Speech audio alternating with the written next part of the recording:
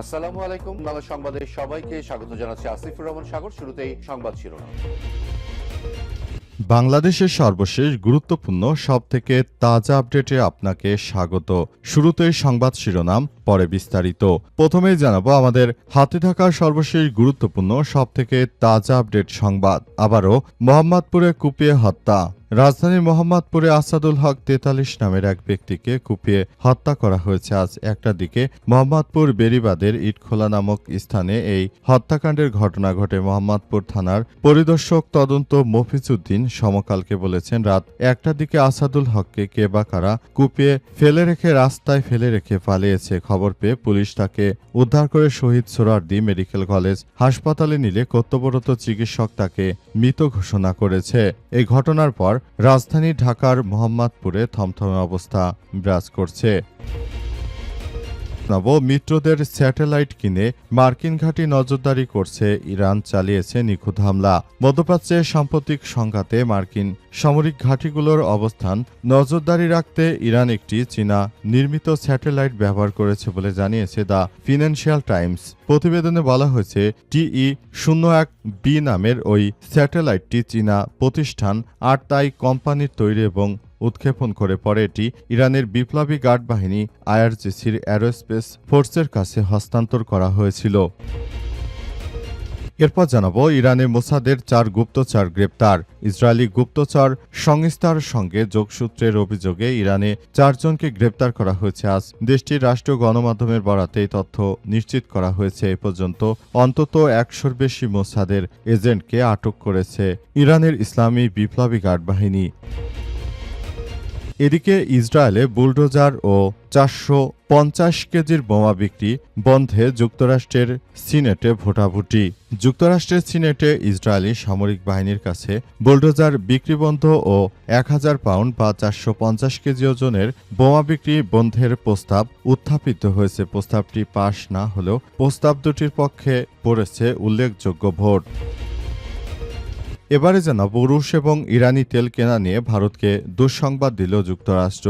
মধ্যপ্রাচ্যে চলমান যুদ্ধের প্রভাবে বিশ্বব্যাপী তেল সংকটকালে রাশিয়ার তেল কেনার উপর নিষেধাজ্ঞা শিথিল করেছিল যুক্তরাষ্ট্র। এই ছাড় ভারতকে অতিরিক্ত তেল সরবরাহের নিশ্চিত করতে সহযোগিতা করেছিল। জানা গেছে, ওই সময় ভারতীয় তেল শোধনাগারগুলো রাশিয়া থেকে প্রায় 3 কোটি ব্যারেল তেলের অর্ডার দিয়েছিল। তবে রাশিয়া এবং ইরানের তেল কেনার ক্ষেত্রে সেই ছাড় আর নবায়ন করবে না ওয়াশিংটন। ফলে এর বড় প্রভাব পড়বে ভারতের উপর এবং বাংলাদেশের উপর।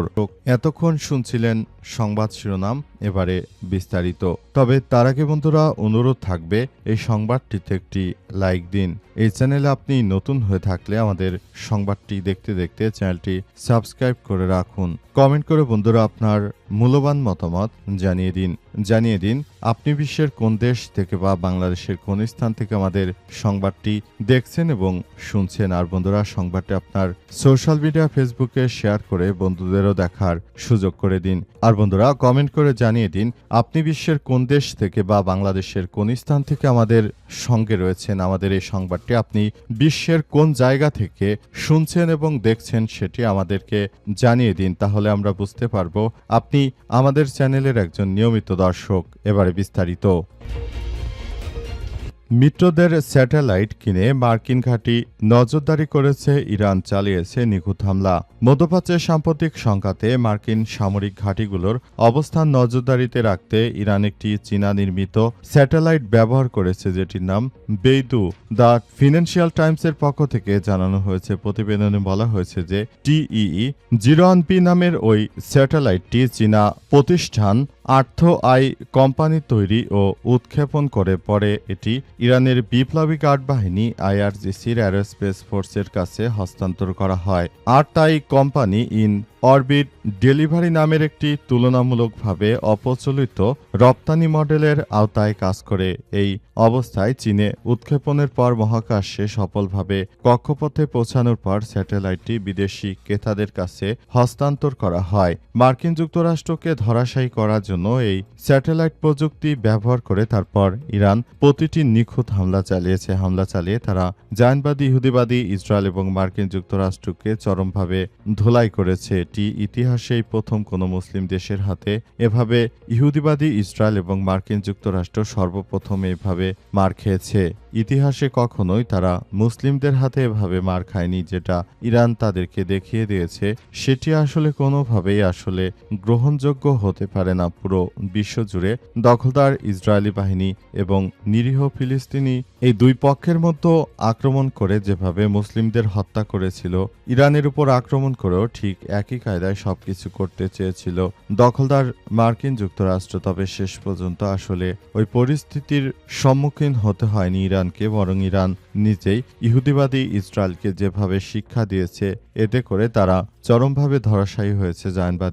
জায়নবাদীরা একরকম ধরাশায়ী হয়ে পরিস্থিতি অত্যন্ত খারাপের দিকে চলে গেছে। ইরানে মোসাদের 4 গুপ্তচর গ্রেপ্তার।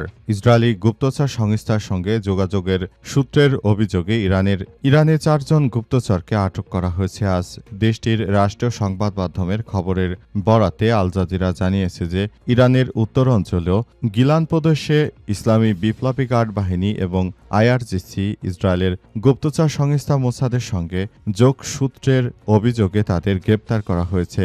ইরানের Islamic Republic news agency IRANA জানিয়েছে যে আইআরজিসির গোয়েন্দা ইউনিটের প্রচেষ্টা মোসাদের সঙ্গে যুক্ত 4 জন এজেন্টকে হেফাজতে নেওয়া হয়েছে। অভিযুক্তদের বিরুদ্ধে যুদ্ধ চলাকালীন ইন্টারনেটের মাধ্যমে মোসাদের কর্মকর্তাদের কাছে ইরানের সংবেদনশীল সামরিক ও নিরাপত্তা স্থাপনার ছবি এবং অবস্থান সবকিছু পাচারের অভিযোগ আনা হয়েছে এবং এ কারণে তাদের উপর এই ধরনের আক্রমণ চালানো হচ্ছে এবং তাদেরকে মোসাদের এজেন্টদেরকে তারপর ধরে ফেলেছে ইরানের ইসলামী বিপ্লবী গার্ড বাহিনীর সদস্যরা। তারা জানিয়েছে যে কোনো মোসাদের এজেন্টই আমাদের হাত থেকে বাঁচতে পারবে না। সারা বিশ্ব জুড়ে দখলদার বাহিনী যে ধরনের কার্যক্রম শুরু করেছে এটি আসলে অত্যন্ত জটিল আকার ধারণ করেছে এবং এই পরিস্থিতি আমাদের সবার জন্য খুবই খারাপ একটি বিষয় হিসেবে নির্ধারিত হয়েছে এবং সারা বিশ্বের বুকে এখন দখলদার বাহিনী যে ধরনের আক্রমণ চালাচ্ছে এটি আসলে কোনো মুসলিম দেশ হিসেবে আমাদের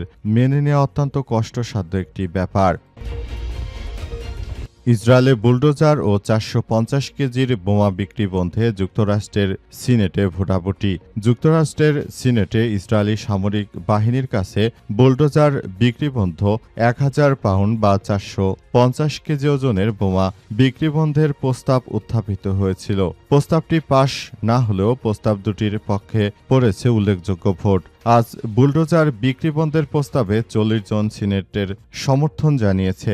মার্কিন সিনেট ডেমোক্র্যাটদের একটি রেকর্ড সংখ্যক অংশই দুটি প্রস্তাবের পক্ষে ভোট দিয়েছে।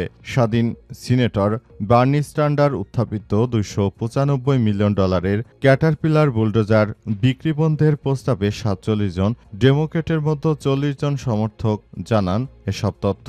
মধ্যপ্রাচ্যে ভিত্তিহীন নীতিগত গবেষণা সংস্থা তাহরির ইনস্টিটিউটের নির্বাহী পরিচালক মাইলেল সাদানি বলেছেন, এই ভোট প্রমাণ করে যে যুক্তরাষ্ট্রে জনমতের পরিবর্তন ঘটাতে। তিনি আরও জানিয়েছেন যে গাজা, পশ্চিম তীর ও লেবাননে বেসামরিক ক্ষয়ক্ষতির বিষয়টি উল্লেখ করে ইসরায়েলের কাছে ক্যাটারপিলার D9 বুলডোজার বিক্রি ঠেকাতে 40 জন সিনেটরের সমর্থন ঐতিহাসিক। তিনি আরও জানান, প্রস্তাবটি প্রত্যাশিতভাবেই পাশ না হলেও পরিবর্তন ইঙ্গিত স্পষ্ট। গত বছর এই ধরনের প্রস্তাবের সমর্থন ছিল মাত্র 27, অথচ এবার সেটি বেড়ে 42-এ উন্নীত হয়েছে।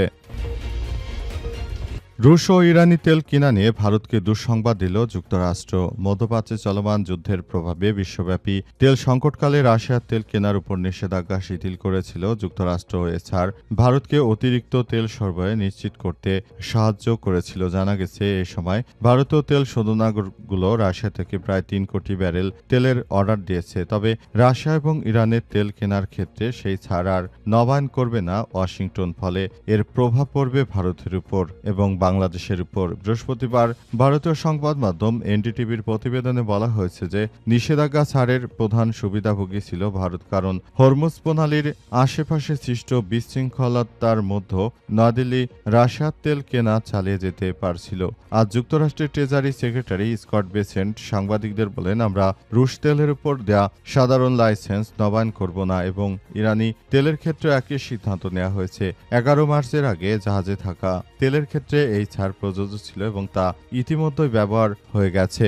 এই সিদ্ধান্তের মাধ্যমে ট্রাম্প প্রশাসনে নেওয়া বৈশ্বিক জ্বালানি সংকটের মধ্যে অতিরিক্ত তেল সরবরাহ নিশ্চিত করে দাম কমানোর চেষ্টার পদক্ষেপ কার্যত শেষ হচ্ছে। মধ্যপ্রাচ্যে সংঘাত তীব্র হওয়ার পর থেকে যুক্তরাষ্ট্র সহ বিশ্বজুড়ে জ্বালানি দাম ব্যাপক হারে বেড়ে গেছে। কখন শেষ হচ্ছে ছাড়ের মেয়াদ জোরদার করার পর যুক্তরাষ্ট্র ৩০ দিন এই বিষয়টি নিয়ে ছাড় দিয়েছিল। সেই ৩০ দিন পার হয়ে গেছে, এখন আর সেটি তাদেরকে ছাড় দেবে না বলে মার্কিন যুক্তরাষ্ট্রের পক্ষ থেকে নিশ্চিত করা হয়েছে এবং পুরোপুরি এখন ধরাশায়ী ভারতের নরেন্দ্র মোদী সরকার। তিনি এখন চাইলেই আর এই তেল কিনে তারপর তিনি আর ব্যবসা করতে পারছেন না, কারণ ইতিমধ্যে মার্কিন যুক্তরাষ্ট্র এসব বিষয় নিয়ে তাদেরকে মানা করে দিয়েছে।